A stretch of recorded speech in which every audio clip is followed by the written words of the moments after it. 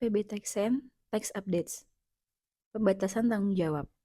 Informasi berikut ini hanya bertujuan sebagai bahan referensi dan tidak digunakan untuk pengambilan keputusan tanpa berkonsultasi dengan pihak profesional pajak yang tepat.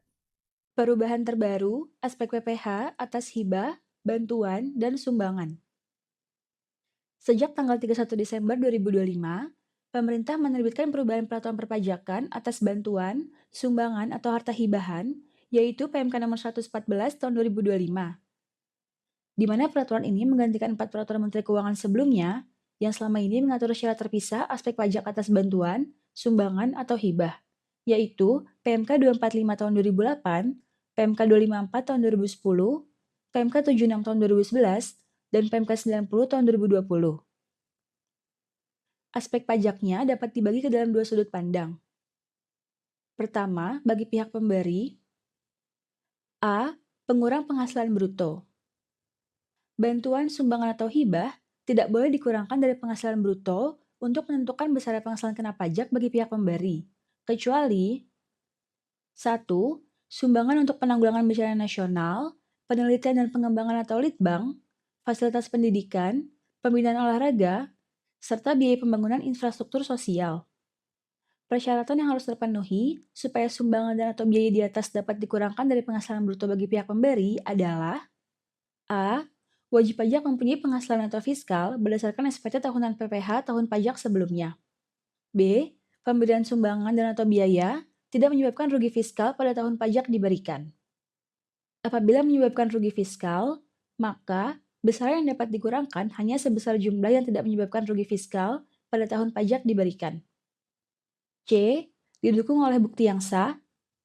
Dan D. Lembaga yang menerima sumbangan dan atau biaya memiliki NPWP, kecuali badan yang dikecualikan sebagai subjek pajak.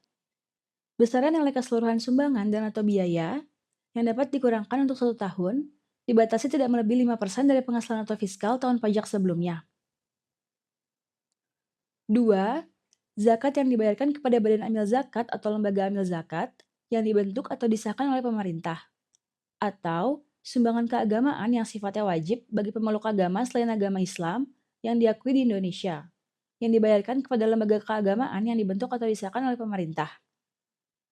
Badan atau lembaga yang dibentuk atau disahkan pemerintah yang ditetapkan sebagai penerima zakat atau sumbangan keagamaan wajib yang dapat dikurangkan dari penghasilan bruto, saat ini diatur dalam Peraturan Dirjen Pajak Nomor PR4 PJ 2026.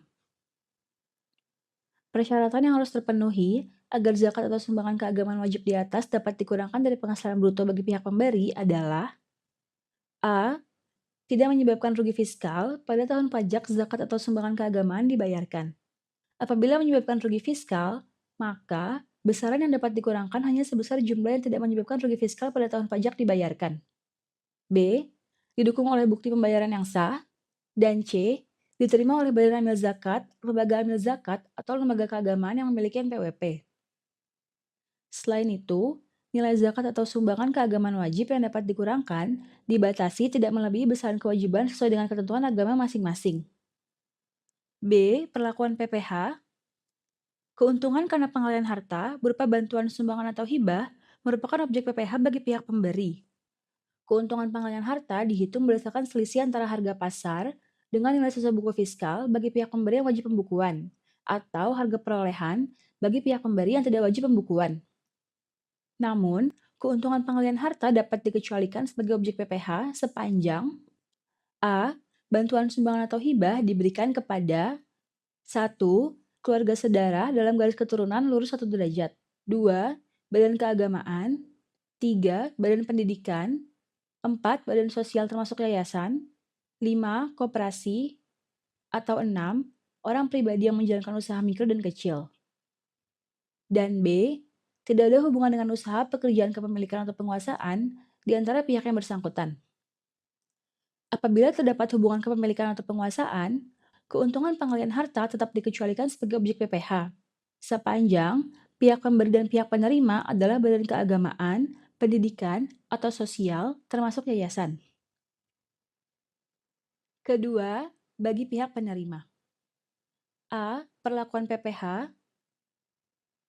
Penerimaan bantuan sumbangan atau hibah yang dikecualikan sebagai objek PPh bagi pihak penerima adalah 1. Bantuan atau sumbangan termasuk A. Sumbangan untuk penanggulangan bencana nasional, litbang, fasilitas pendidikan, pembinaan olahraga, dan atau biaya pembangunan infrastruktur sosial. B.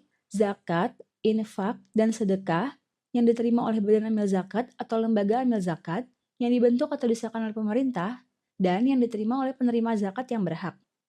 Atau C. Sumbangan keagamaan yang sifatnya wajib bagi pemeluk agama yang diakui di Indonesia yang diterima oleh lembaga keagamaan yang dibentuk atau disahkan oleh pemerintah dan yang diterima oleh penerima sumbangan yang berhak. 2. Harta hibahan yang diterima oleh A. Keluarga sedara dalam garis keturunan lurus 1 derajat. B. Badan keagamaan. C. Badan pendidikan. D. Badan sosial termasuk yayasan. E. Koperasi. Atau F. Orang pribadi yang menjalankan usaha mikro dan kecil. Pengecualian sebagai objek PPh bagi pihak penerima berlaku sepanjang tidak ada hubungan usaha, pekerjaan kepemilikan atau penguasaan di antara pihak yang bersangkutan. Namun, PMK 114 tahun 2025 juga mengatur adanya pengecualian sebagai objek PPh dalam hal terdapat hubungan kepemilikan atau penguasaan, sepanjang pihak penerima bantuan sumbangan atau hibah merupakan badan keagamaan, pendidikan atau sosial termasuk yayasan. Atau terdapat hubungan pekerjaan, sepanjang pihak penerima zakat atau sumbangan keagamaan wajib merupakan badan amil zakat, lembaga amil zakat, atau lembaga penerima yang dibentuk atau disahkan oleh pemerintah. B. Ketentuan nilai perolehan. Nilai perolehan bantuan, sumbangan atau harta hibah didasarkan pada bentuknya, yaitu 1. Jika berupa uang, maka sebesar nilai nominal yang diterima. 2. Jika berupa barang, maka ditentukan berdasarkan kewajiban pembukuan pihak pemberi, yaitu sebesar nilai sisa buku fiskal sesuai pembukuan pihak pemberi, jika pemberi wajib pembukuan, atau harga perolehan yang dikeluarkan oleh pihak pemberi, jika pemberi tidak wajib pembukuan. PMK 114 tahun 2025 memberikan pengaturan yang berbeda dari aturan sebelumnya, yang mengatur bahwa nilai perolehan berupa barang diakui menggunakan nilai lain dalam hal pemberi tidak wajib pembukuan, yaitu sebesar harga pasar harta saat terjadi pengalihan. Lebih lanjut, PMK 114 tahun 2025 juga mengatur bahwa biaya penyusutan atau amortisasi atas harta dalam bentuk barang yang diperoleh dari bantuan sumbangan atau hibah tidak dapat dikurangkan dari penghasilan bruto.